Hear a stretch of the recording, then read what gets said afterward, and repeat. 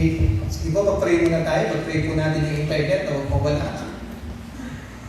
Purihin ka, aming Ama na nasa langit. Lord, we ask for your favor. We request, Lord, that you just maintain, Lord, itong strong signal po ng aming net, O Lord God, so that, Lord, patuloy na mai-broadcast, Panginoon, ang iyong mga salita, ang iyong mga mensahe sa umaga ito, Panginoon. Lord, aming ipinagkakatiwala sa iyo ang oras na ito ng kapahayagan ng iyong mga salita. Father, I ask of the anointing power of your Holy Spirit to be upon your servant. I pray, Lord, that by your grace, Panginoon, let me speak your word, let me speak the good news, O Lord God, and let it, Lord, continue to just bless, Lord, and enlighten everyone who will receive your word this morning, Father God. Lord, ang pangalan mo po ang maitaas at ang karangalan ay mapasailangan po sa umaga nito, Panginoon. Salamat, Panginoon, iparanas mo po sa amin ang iyong presensya, Panginoon. Hayaan mo, maranasan namin ang tunay na kagalakan, kapayapaan po na nagmumula po sa iyo, Panginoon, sapagkat, Lord, pinananahanan mo kami ng iyong banal na Espiritu. The fruit of the Holy Spirit, Lord, ay ang pag-ibig, kapayapaan, kagalakan, Panginoon, goodness, kindness, gentleness, Lord, even, Panginoon, ang faithfulness, humility, Panginoon, and self-control. So, Lord, allow us to experience, O God, the very fruit of your Holy Spirit this morning. Thank you, Father. All glory and all honor, we bring them back to you in Jesus' name. Amen. Nais ko po kayo manyahan, makibukas sa inyong mga Biblia sa 2 Corinto, chapter 4, verse 16 to 18. Ito po ay pagpapatuloy ng naumpisahan natin mensahe po noong Sunday. 2 Corinthians chapter 4, verse 16 to 18.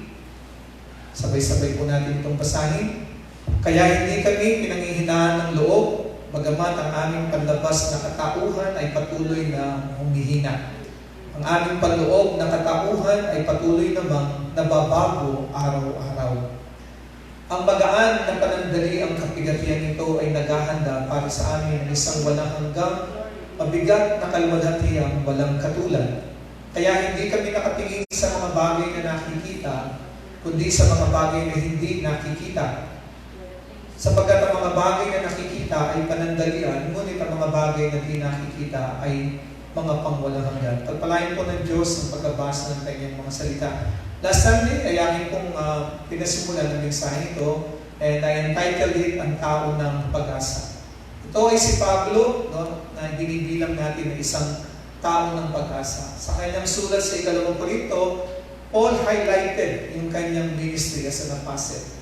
At hindi po niya ikinubli kung ano ang kanyang mga pinagdaanan, ang kanyang mga naranasan. Sabi nga niya, siya ay sinubok na higit pa sa kanyang makakaya. Siya ay nakaranas na doon sa punto na naranasan na niya maging yung hatol ng kamatayan. And all because of his ministry bilang isang apostol ng Panginoon. So, Paul is a man familiar of sorrow and suffering. No? At sa punto po na talagang halos ikamatay na ni Pablo, and yet isang bagay po ang sinabi ni Pablo. Nangyari ang lahat ng ito, sabi niya, upang hindi kami umasa sa aming mga sarili, kundi ang Diyos ang aming maging pag-asa. Kaya naman si Pablo ay binibilang na isang tao ng pag-asa. No? Nung last Sunday, ano nga bang katangian ng isang tao ng pag-asa katulad ni Pablo? Sabi po nung last Sunday, doon sa verse 16, kailangan na hindi siya pinanghihinaan ng loob. No? Ano man ang kanyang harapin, katulad po ni Pablo, dumanas si Pablo ng hindi lamang talaga masasabing ordinaryo, kundi takot-takot po na paghihirap. And yet, sa lahat ng ito, Pablo, hindi ako nawalan ng loob. Pangalawa, sa umaga ito sa ating pagpapatuloy, anong katangian ng isang tao ng pag-asa? Kailangan ay higit niya sa kanyang value at maging sa kanyang goal sa kanyang buhay. Dati po, si Pablo ay nabubuhay na ang mas mahalaga sa kanya ay ang maabot niya yung pinakamataas na antas ng kanyang pagiging isang Judaizer. No? Yes, because Paul was a member of Judaism. At doon sa kanyang pagiging isang Judaizer, goal po ni Pablo, no? Na talagang ma-reach niya yung mataas na antas. Dahil doon, sa kanyang value na yun, at dahil doon sa goal na yun ni Pablo, no, na talagang makarating siya hanggang doon sa pinakamataas na antas ng pagiging isang Judaizer, naging matigas, naging malupit, at nawalan ng pagpapahalaga po si Pablo, maging sa kanyang mga kapwa Hudyo, lalo na po sa mga tinatawag natin Hentil. Ang lahat ng kanyang mga kapwa Hudyo na pinaniniwalaan po niya na lumalabag doon sa kautusan ng Diyos, no, ay binibilang niya at inahantungan talaga niya bilang mga makasalanan.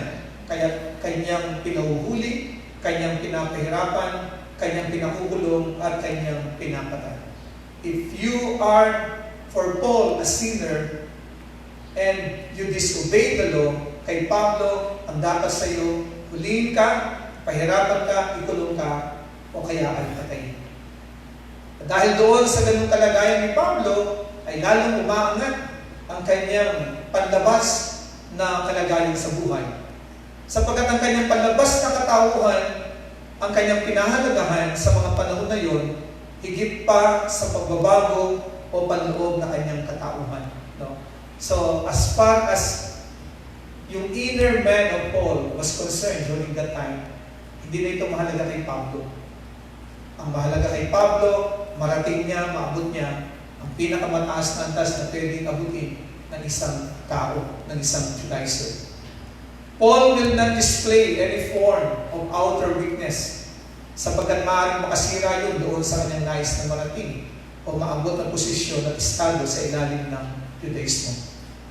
Subalit ang lahat ay biglang nagbago kay Pablo nang makilala niya ang Panginoon Kristo, o siguro po sa mas tamang salita, nang kilalanin siya ng Panginoon at matanggap niya ang mabuting balita o ang Ebanghelyo ni Kristo. Samantalang hinahanap ni Pablo ang mga nagkasala o lumabag sa kautusan upang parusahan at patayin, no? Yan si Pablo. Subalit hindi ito gayon sa Ebanghelyo naman na ipinangaral o dinala ni Kristo. Sapagkat hinahanap ni Kristo ang mga makasalanan upang matanggap nila ang pag-ibig at biyaya ng Diyos para sila ay maligtas. No? So meron silang contrast ni Kristo.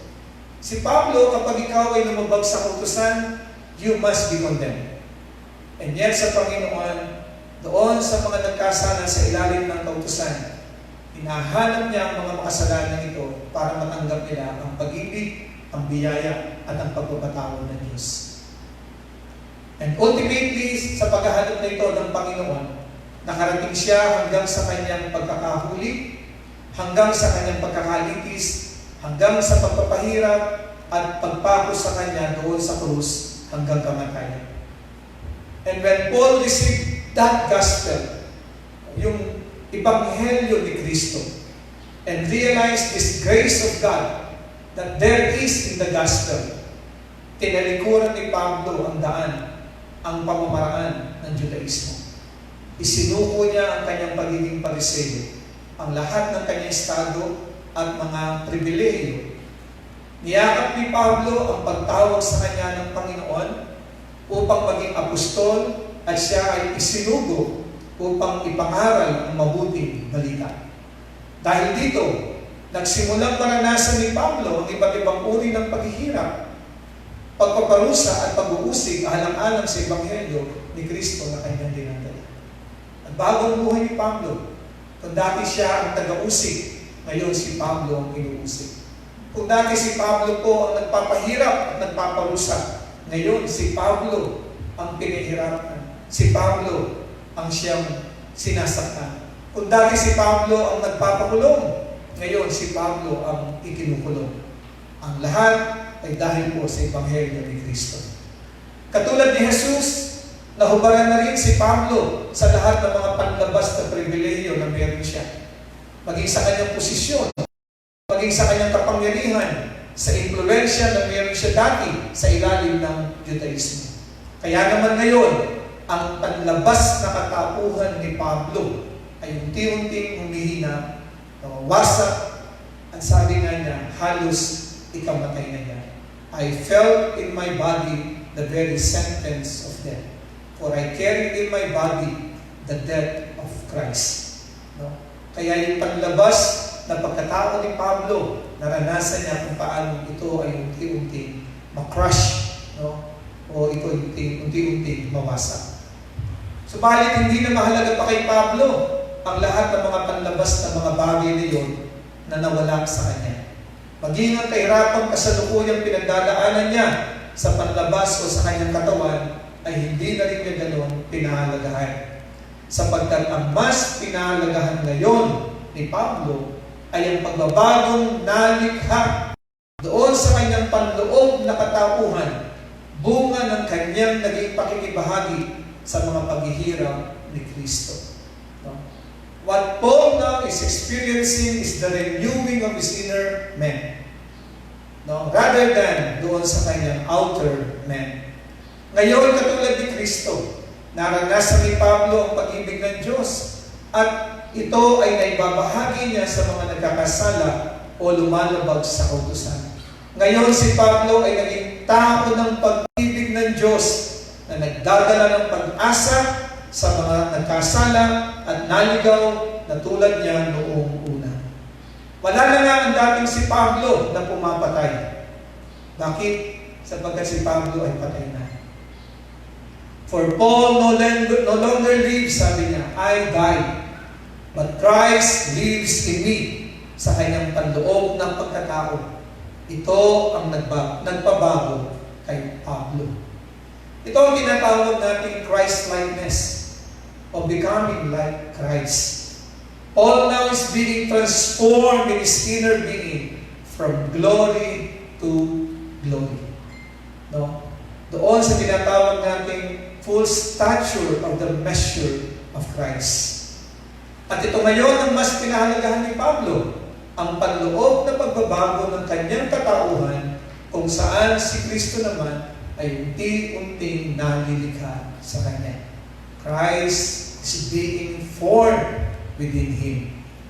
Pangangahulugan ito ng kanyang mga paghihirap at kalugihan sa panlabas niyang katauhan. At nonetheless, the value and the goal of Paul is to become like Christ.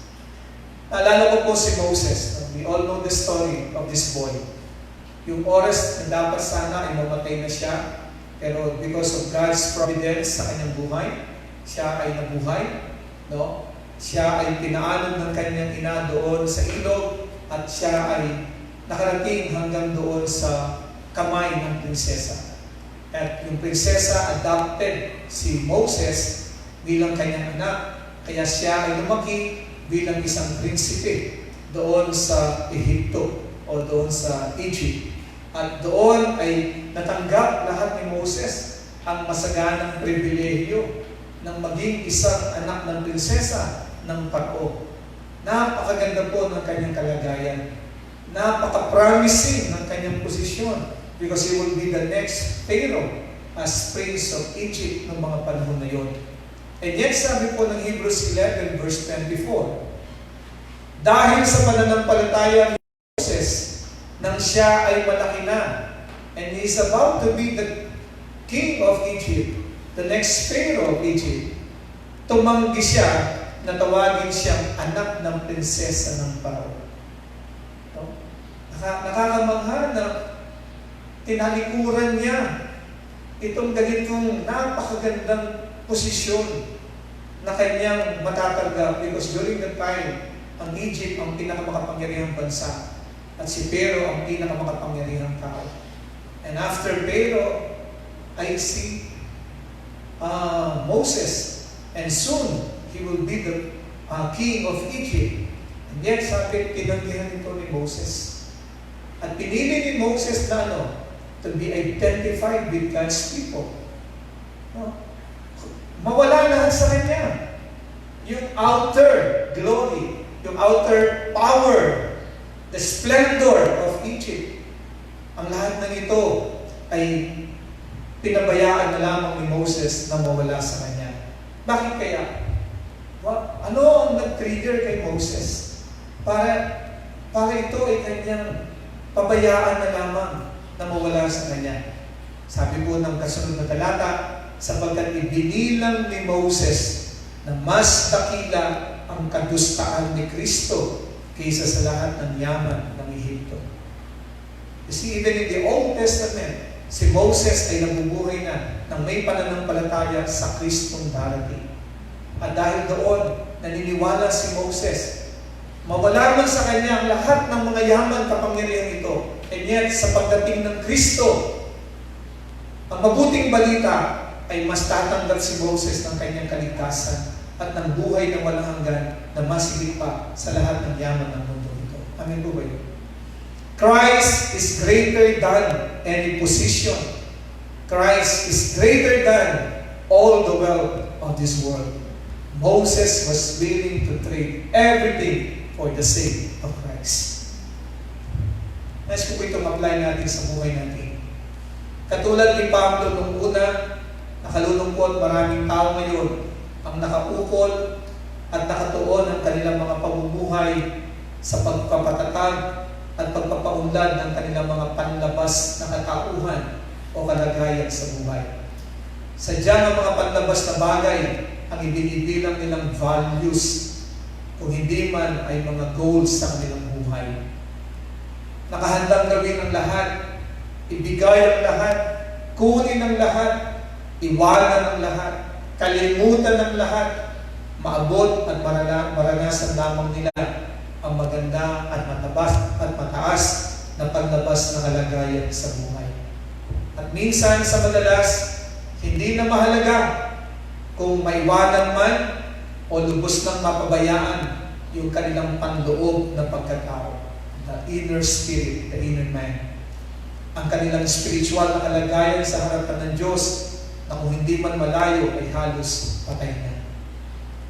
Kaya naman, ang pangyayari nito, ang pagdating ng coronavirus ngayon sa buong mundo, maging sa bansang Pilipinas, ito ay nagiging isang panggising o kung tawagin natin ay wake-up call upang matimbang natin kung ano nga ang dapat natin mas pahalagahan at mas bigyan ng tuon in building our lives.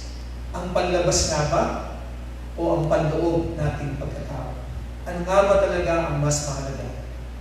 Yung ating mga panlabas na kalagayan sa buhay o yung ating mga panloob na katauhan? Kung magiging mas malugha pa ang pangyayaring idudulot na ito ng coronavirus, no, na magaganap sa ating bansa, ngunit naway wag naman sana sa ating panalangin. Ang katatagan ng ating panloob ng pagkatao ang mas higit na kakailanganin upang magawa nating maharap at mapagtagumpayan ang krisis na ito higit pa sa kung ano ang ating panlabas na kalagayan. Believe me, if this will continue, if this will prolong, hindi yung panlabas na katauhan mo ang siyang mas mahalaga, kundi yung panloob ng pagkatao mo.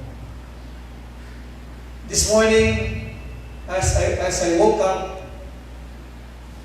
nakita ko po yung isa sa mga message ng aming kapatid na Judy doon sa Italy for 2 days now ay pinapadala niya yung nangyayari sa Italy.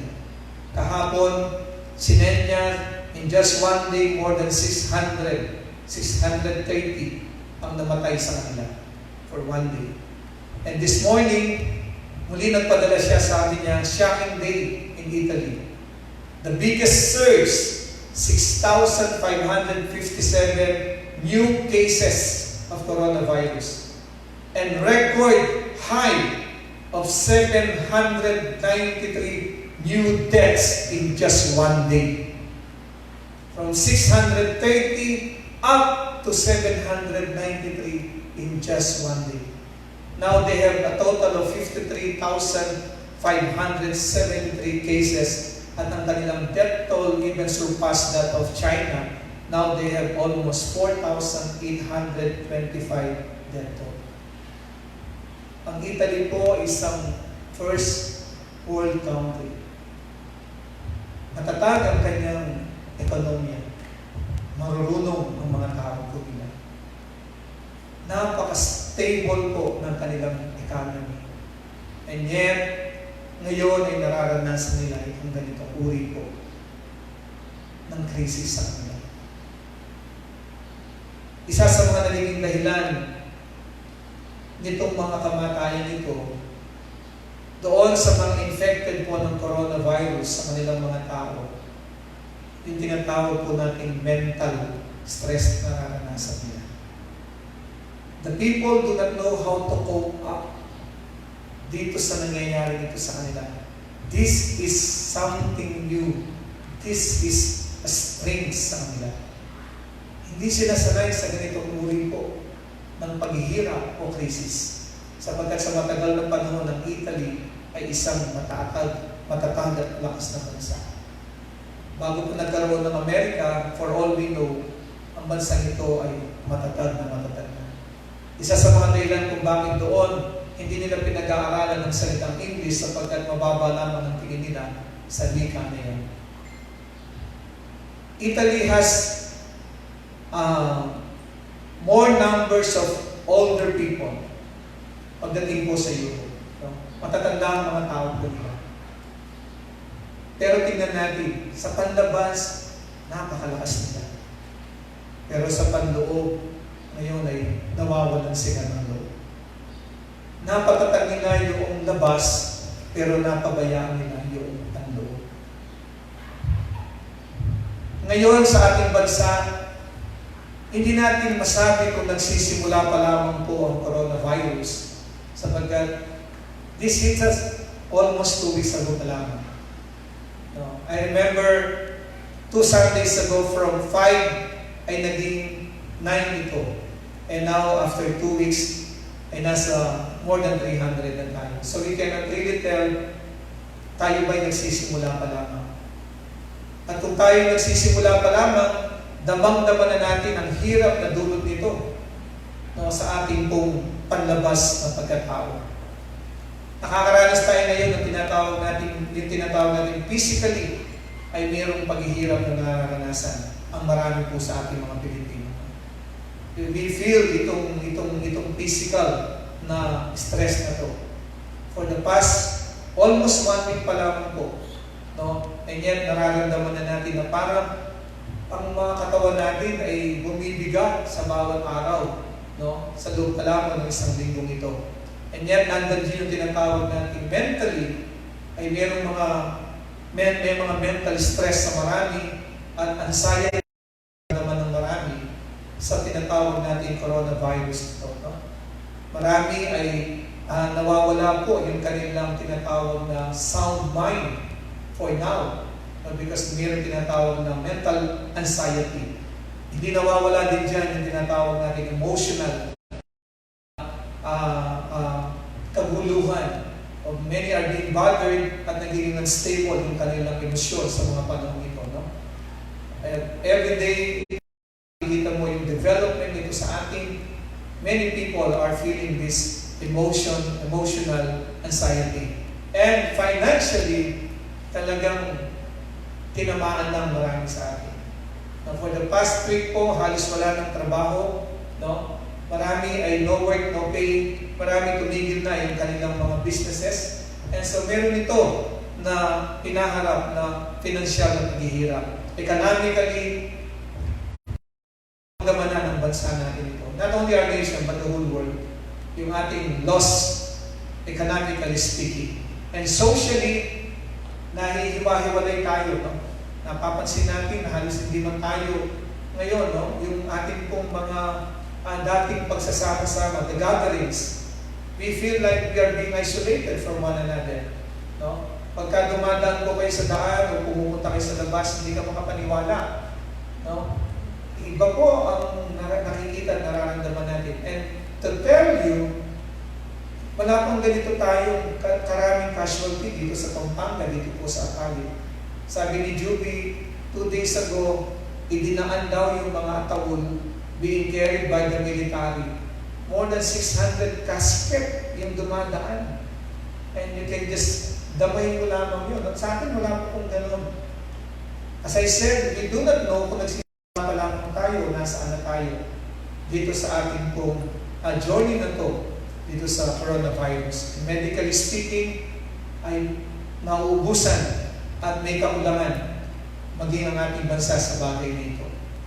Kung hindi matatag ang ating panloob ng pagkatao sa lahat ng mga nangyayari nito at pwedeng magpatuloy pa, natural tendencies are mag-aalala tayo. Matatakot tayo. Magrereklamo tayo. Magagalit tayo. Katulad ng mga iba ngayon ay nakakaramdam ng ganito.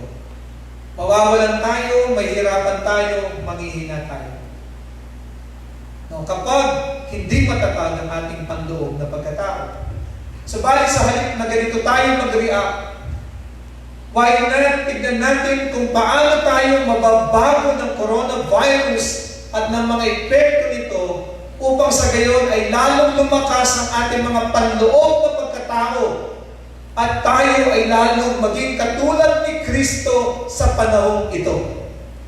As disciples of Christ, bilang mga tagasunod ni Kristo, mga taong katulad ni Kristo, paano tayo lalong mababago at lalakas sa panahon ito na dumaraan tayo sa krisis ng coronavirus.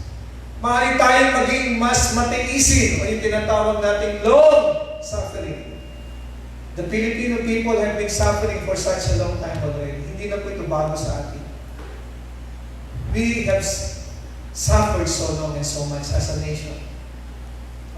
Sa matagal ng panahon. And yet, sa panahon ito, maaari tayong mas maging matiisin. Yung tinatawag natin long suffering, which is a fruit of the Holy Spirit in us.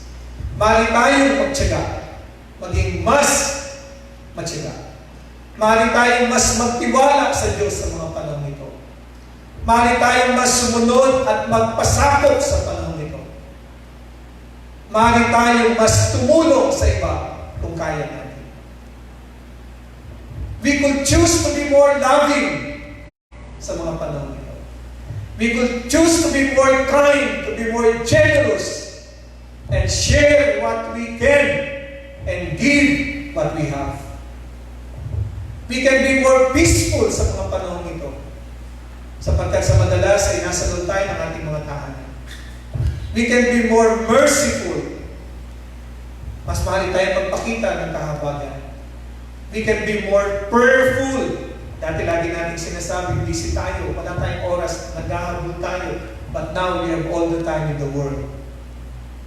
And therefore, this is the time that we can be more prayerful. We can be more spiritual and be more like Jesus in such a time like this. How will Jesus respond during this time? Nagtanong na ba tayo? Kung si Jesus ay kasama natin ngayon sa panahon ito, ano ang gagawin ni Jesus bilang anak ng tao at bilang anak ng Diyos? Remember when Jesus Christ came, nung panahon isinilang siya, it was dark ages. Ang mundo noon, for 400 to 500 years, ito ay tinawag ng panahon ng dark ages. And yet, nung dumating si Jesus, as a Son of Man and a Son of God, as a servant, ano ang kanyang ginawa? Ano ang kanyang gagawin kaya sa panahon ito? Kung narito ang Panginoon. Nakatitiyak ako na mananalangin siya ng marugdog para sa kagalingan at kaligtasan ng mga tao ito. That I believe. I believe maaga siyang baba. I believe magbibigay siya ng maraming oras sa pananalangin. Because when Jesus Christ was here on earth, He offered up to God prayers with loud cries and petitions to the one whom He knew na makakapagligtas sa kanila. Kaya kung buhay ngayon ng Panginoon, makakarinig ka ng isang taong sumisigaw sa madaling araw at nanalangin. Dahil sa kalagayan ng ating buong mundo. Naniniwala ako magdadala siya ng kapayapaan ng Diyos sa mga naguguluhan. Sapagkat nang isinugo ng Panginoon ang kanyang mga alagad, ang sabi niya sa kanila, kapag pinagbuksan kayo ng pinto, ang una niyang sasabihin, peace be with you. Dadali niya ang kapayapaan ng Diyos. Naniniwala ako palalakasin niya ang loob ng mga nangihina, katulad ng panahon na siya'y nabuhay. Naniniwala ako na sa kanyang kahabagan, tutugunan niya ang mga pangangailangan ng mga nangangailangan. Hindi niya isasara ang kanyang puso. Hindi niya ipipikit ang kanyang mata. No, He will not just stay home because He's a man in a mission. Papakainin niya ang mga nagugutom. Bibihisan niya ang mga hubad. Paggagalingin niya ang mga may sakit. Naniniwala ako, gagawin ito ng Panginoon kung nabubuhay siya ngayong oras na ito. Higit sa lahat, dadalhin ni Jesus ang mabuting balita ng kaharian ng Diyos. At ang mabuting balita ng kanyang pagliligtas sa panahon ito sa mga tao na unti-unting nawawalan ng pag-asa at pananampalataya sa Diyos. Hindi niya ipagkakait na marinig ng iba ang mabuting balita. Mga magulang at mga kapatid, maging sa mga nanonood po, let us do likewise as Jesus who left time if He's with us. Let us make it a goal every day na makagawa tayo ng isang bagay that Jesus will certainly do kung siya'y nabubuhay ngayon sa panahon ito ng coronavirus, and so that we will be more like Jesus. Maaaring mapapagod ang ating katawan, maaaring mahirapan tayo, and yet, doon sa panloob, mababago tayo at magiging katulad tayo ni Jesus. At kung magkagayon, magiging isang magandang pagkakataon ito upang magbago ang ating mga panloob ng pagkatao at tayo maging mga taong katulad ni Jesus. Christ will be formed in us and we will be reformed. Then our nation will be transformed. Lagi natin pinapanalangin ang pagbabago ng bansang ito. Kapatid, ito ang pinakamagandang pagkakataon para magsimula tayo ng pagbabago sa bansang ito. And how can we do that? And let Christ be formed in us. And then, we will be reformed. And only then, our nation will be transformed. Because we can be an agent of transformation. Pero kailangan, mabago muna yung pagloob natin pagkatao. At mawala yung ating mga pananaw sa panlabas, doon sa panlabas, no? Kundi doon sa panloob. Kaya naman, nakataas ang aking kamay, and I don't want to miss this opportunity, sa pagsaludo sa mga kababayan natin na patuloy na lumalabas sa panahong ito, sa gitna ng panganib, at tinatawag natin silang frontliners upang ganapin nila ang kanilang mga tungkulin. To make us safe, to put things in order, and serve us with our basic needs. I salute ang mga government officials, national man po ito at lokal. I salute yung mga nasa executive branch, legislative, judiciary, mga cabinet ministers, staff, and workers who are doing their job in such a time like this. I salute the hospital workers, the staff, the doctors, the nurses, the medical people, maging yung mga health workers, volunteer. I salute the Philippine National Police. I salute the AFP. I salute the Bantay Bayan. I salute all of you na lumalabas para sa ganon, we will be safe. So that this nation will be put into order sa kabila ng lahat ng ito. I salute yung mga nagtitinda sa palengke, yung mga nasa supermarket, yung mga nasa butika, mga traders na pilit na binibiyahe yung kanilang mga pagkain, yung kanilang mga gamot, yung mga namamahala sa tubig, sa kuryente, sa communication, sa media, export and import industry, para hindi mag-collapse ang ating bansa. These people are the good job. I believe ang mga taong ito'y lumalabas upang iligtas at ilagay sa balanse ang ating mga bansa. It is nothing personal, but a call of duty to perform and a sense of devotion to respond. Sana hindi man tayo ganap na makalabas na katulad nila, pero sana makagawa rin tayo at makalikha tayo ng pagbabago to help our nation against this crisis of COVID-19. Ang panalangin ko po ng pagpapala sa inyo, nawa magawa natin ang mga bagay na ginawa ni Jesus, na ginawa ni Pablo. Nawa'y matularan din natin ang mga bagay na ginawa ni Jesus, ang mga bagay na ginawa ni Pablo, upang patuloy tayo maging katulad ni Jesus. Mga taong nagdadala ng pag-asa sa panahon ito at mga taong nababago sa ating panloob na pagkatao. Ang panalangin ko ng pagpapala, nawa araw-araw tayo ay mabago sa ating panloob na katapuhan, that we will be transformed from glory to glory. And for that, we will be an agent of God's transformation. Ito ang aking panalangin sa bawat isa po sa inyo sa umaga ito. Hallelujah. Nais po kanya na tumayo. And as we sing this song, binabago mo ko araw-araw. Maging panalangin mo ito, kapatid. Sapagkat hanggang hindi ka nagbabago, until you are changed, ay walang magbabago. But if I change, dahil sa krisis na ito, if my outer man will change dahil sa krisis na ito, and then, magkakaroon ng pagbabago sa lugar.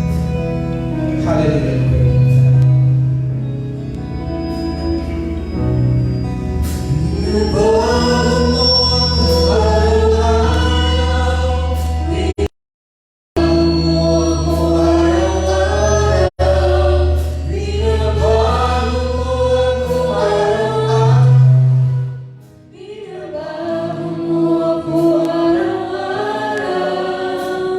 Ngayon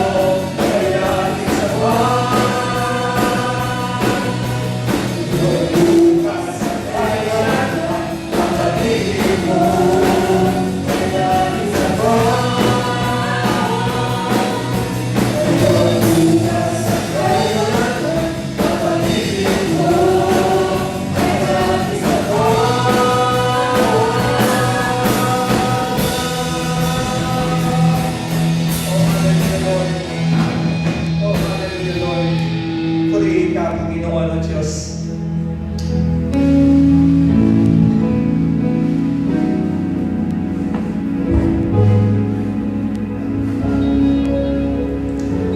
Ama namin na sumasalangit, you have one goal for each and every one of us, Lord. And that is for us, Lord, to be conformed into the likeness of your Son, Jesus Christ, Lord.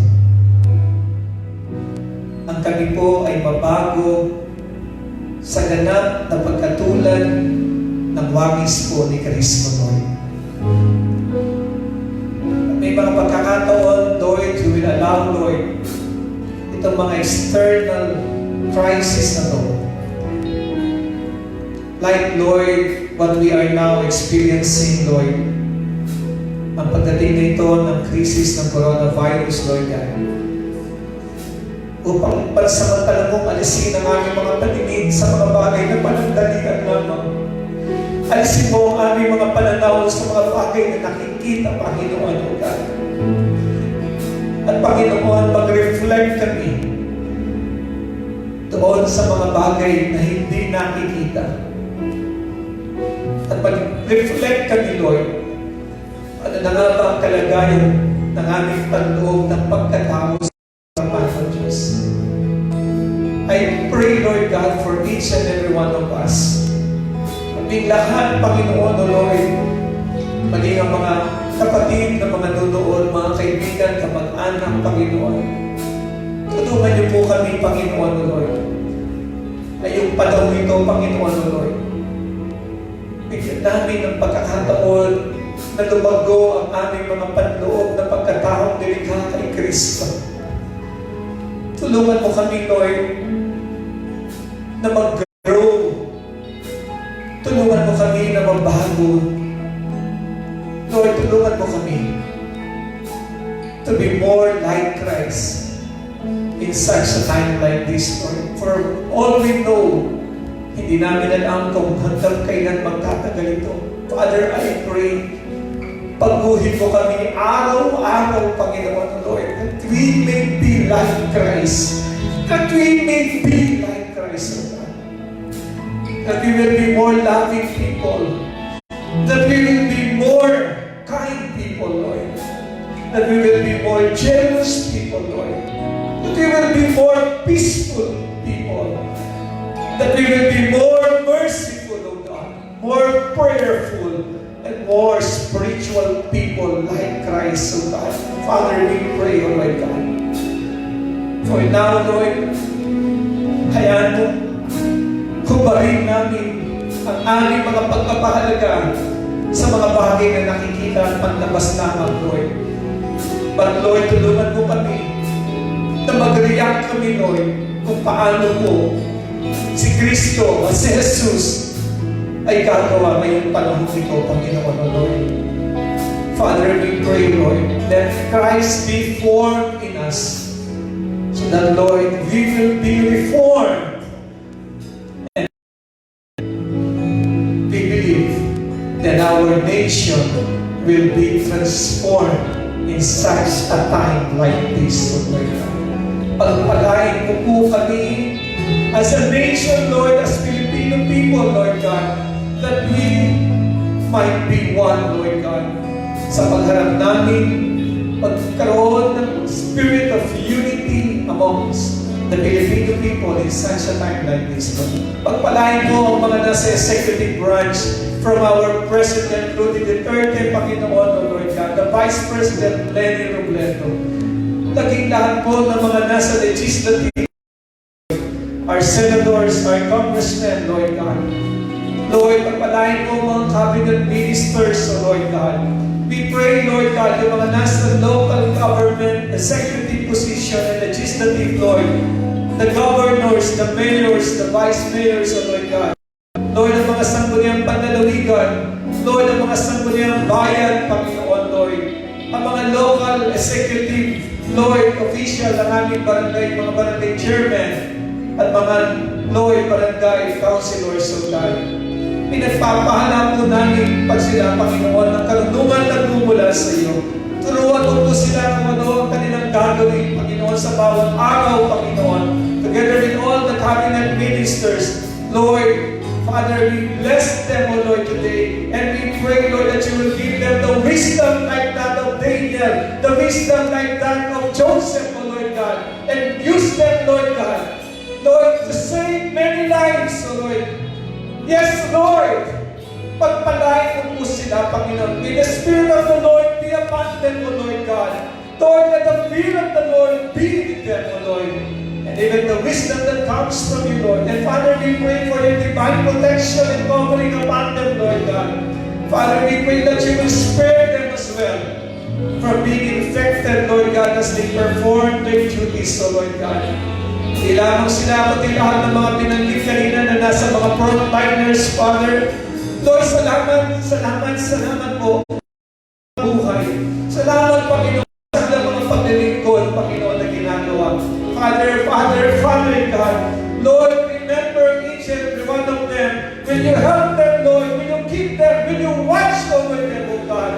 Lord, so that, Lord, as they perform their duties, Lord, they will not be infected, Lord God, by this coronavirus, O God. And, O God, your direct intervention and protection, Lord, be upon, O Lord God, our frontliners, O Lord God. Lord, na ngayong mga oras na ito, Lord, ay kailangan nilang lumabas, kailangan nilang maglingkod, Panginoon, kailangan nilang gumawa, Panginoon, O God. Pinagpapala po namin sila. Pagpalain mo ang iglesia sa Panginoon ito, Lord, that our lives so shine like Jesus, O Lord God. Let us shine, Lord. Let our faith shine, Lord God. Let our actions shine, Lord God. In such a time like this, Panginoon, Lord, that we may be bringers of hope, O Lord God, and agent of transformation, Panginoon, O Lord God. Father, we pray for your provision upon this nation, O Lord God. Alam mo, aming kalagayan na sa third world country, Panginoon, but we pray, O Lord God, may you sufficiently provide for all our needs, O God, as a nation, O Lord God. Remember the needy, remember the poor, Lord God. Remember, Lord, yung mga underprivileged, O Lord God. Father, Lord, ayan mo, Panginoon, natanggap sila ng kalinga sa mga panahon ito, ng kanilang kawalan. Tulungan mo kami, Lord, we pray for those who have, we'll share to those who are none, O Lord, that there will be no needy, that there will be no needs, O Lord God. Father, we pray, O God. Lord, tulungan mo kami, Panginoon, na mabuksan ang puso ng bawat isa sa amin sa mga panahon ito, to extend, Lord God, a helping hand, O God. Yes, Lord. Yes, O God. For the saving of many lives, O God, we pray. Salamat, Panginoon, O Lord. We have prayed, Panginoon, sa mga nagsakit kanina. We have prayed for the nations, Lord, that were greatly affected. Father, we pray that you will answer all our prayers, O God.